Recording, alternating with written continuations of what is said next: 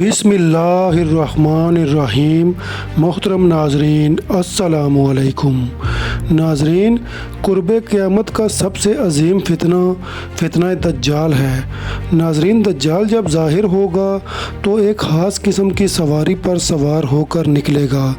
उसकी सवारी में किस तरह की क़ुव्वत होगी और क्या दज्जाल की उस सवारी का ताल्लुक़ आज के जदीद दौर से है, ये सब जानेंगे हम आज की इस वीडियो में। इसलिए आपसे गुजारिश है कि वीडियो को आखिर तक ज़रूर देखिएगा। नाजरीन, दज्जाल उम्मत मुसलमा के लिए सबसे अजीम फितना करार दिया गया है। हज़रत आदम अलैहिस्सलाम की तख्लीक से लेकर क़यामत कायम होने तक कोई भी फितना दज्जाल के फितने से बढ़कर नहीं है। दज्जाल के मुतालिक मुसलमानों के पास जो मोतबर तरीन ज़राए हैं वो नबी करीम सल्लल्लाहु अलैहि वसल्लम की अहादीस मुबारका हैं, जिनकी रोशनी में हम ये मालूम कर सकते हैं कि दज्जाल के पास किस तरह की क़ुव्वतें होंगी और उन शैतानी क़ुव्वतों से दज्जाल किस तरह की तबाही मचाएगा। अहादीस की किताबों में हज़रत इब्ने अब्बास, हज़रत इब्ने उमर और अब्दुल्ला इब्ने मसूद से दज्जाल की मखसूस सवारी के मुतालिक अहादीस रवायात की गई हैं, जिनका मजमुआ ये है कि दज्जाल उस वक्त नमूदार होगा जब लोगों की ईमानी हालत बहुत कमज़ोर हो चुकी होगी। दज्जाल दुनिया में 40 दिन रहेगा।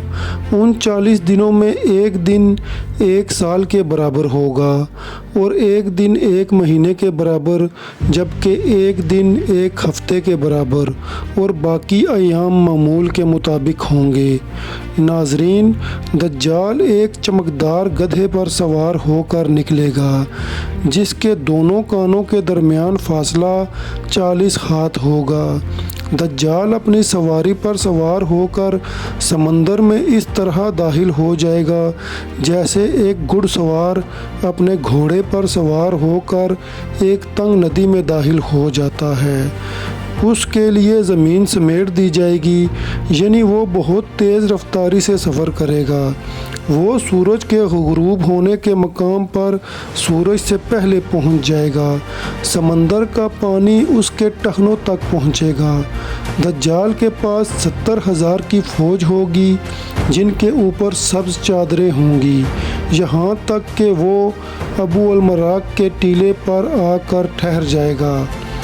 वो बुलंद आवाज़ देकर सबको बुलाएगा कि उसको ज़मीनों आसमान के दरमियान सारी मखलूक सुनेगी। फिर दज्जाल उन लोगों से कहेगा कि तुम सब मेरी इबादत करो, मैं तुम्हारा खुदा हूँ।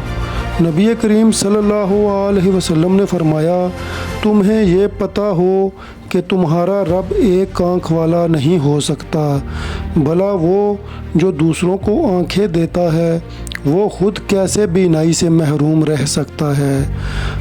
उस बदबख्त दज्जाल के माथे पर काफिर लिखा होगा, जिसे सिर्फ मोमिन ही पढ़ सकेंगे और उसे पहचान लेंगे। दज्जाल अपने गधे पर सवार होकर सारी ज़मीन पर घूमेगा, सवाए मक्का मुकरमा और मदीना मुनव्वरा के। अल्लाह ताला इन दोनों जगहों की फ़रिश्तों के ज़रिए हिफाजत फरमाएगा। दज्जाल जब वहाँ दाखिल होना चाहेगा तो फ़रिश्ते उसका रुख फेर देंगे। ये एक अजीमुश्शान पेशनगोई है, जिसमें दज्जाल की एक अजीबो गरीब किस्म की सवारी की तरफ इशारा है, जो आखिरी ज़माने में ज़ाहिर होगा और उसकी वजह से सफ़र में आसानी पैदा हो जाएगी। नाजरीन, इन अहादीस की बुनियाद पर यहूदी ख़ास तौर पर गधे की ताज़ीम करते हैं और वो अपनी खुफिया इबादत में गधे को ज़रूर शामिल करते हैं।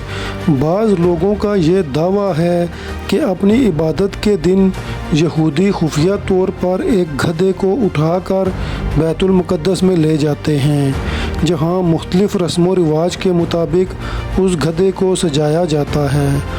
صحابہ کرام کے ذہن میں اس وقت یہ خیال ضرور آیا ہوگا کہ ایسا گدھا کہاں سے آئے گا جس کی لمبائی اور چوڑائی اتنی دیو قامت ہوگی، لیکن صحابہ کرام نے نبی کریم صلی اللہ علیہ وسلم سے اس حدیث کو جیسے سنا ویسے ہی یاد رکھا اور آج ہم تک یہ ساری احادیث پہنچی۔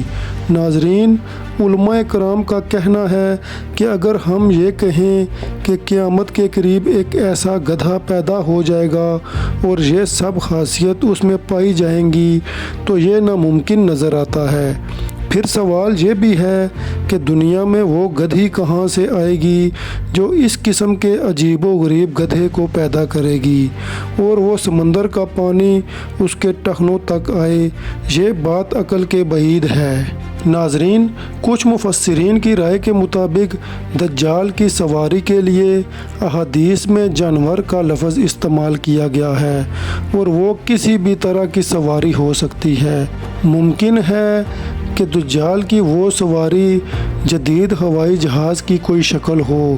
غرض یہ کہ ہم جانتے ہیں کہ آج کے اس جدید دور میں ہوا اور آواز کی رفتار سے کئی گنا زیادہ سپر سونک جہاز تیار ہو چکے ہیں۔ ان تمام باتوں سے یہ نتیجہ نکلتا ہے کہ جدید دور میں تو یہ سپر سونک جہاز انسانوں کے فائدے کے لیے استعمال ہو رہے ہیں، لیکن مستقبل میں جب دجال تمام ٹیکنالوجی پر قبضہ کر لے گا تو وہ انہی جدید سواریوں پر قبضہ کر کے پوری دنیا کے کونے کونے تک چند منٹوں میں پہنچ جائے گا۔ ان تمام باتوں کو مد نظر رکھتے ہوئے ایسا لگتا ہے کہ اب خروج دجال کا وقت زیادہ دور نہیں ہے۔ بلا شبہ یہ فتنوں کا دور ہے اور اس وقت انسانیت دجال کے فتنہ عظیم کی طرف بہت تیزی سے بڑھ رہی ہے۔